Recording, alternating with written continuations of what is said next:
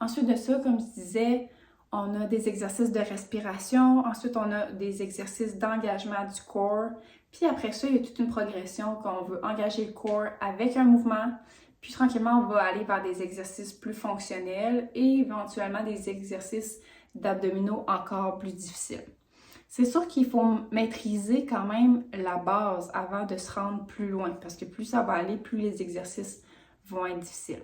Fait que vous pouvez vous référer à la feuille pour vous aider à naviguer en fait dans ces exercices-là.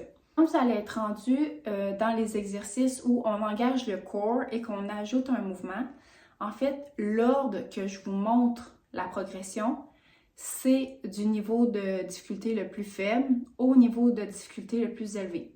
Donc, vous commencez avec le premier, puis vous allez pouvoir passer au prochain seulement si vous maîtrisez bien le premier. Donc, si on le maîtrise bien, ça veut dire quoi? On pense aux 3 critères que j'ai nommés tantôt. On veut avoir une belle posture, donc être capable de garder notre posture, le bassin ne bouge pas, le dos ne bouge pas non plus dans notre mouvement.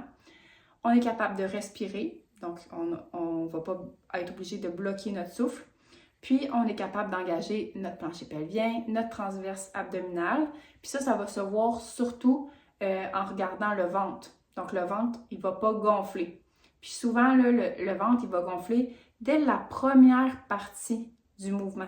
Dès que le pied décolle du sol ou dès que la main décolle du sol, c'est là que le ventre va gonfler. Fait que vous pouvez mettre une main sur le ventre pour vous aider à voir, à le sentir. Puis des fois, moi, ce que je fais, surtout par exemple à 4 pattes où c'est moins évident, on peut se filmer.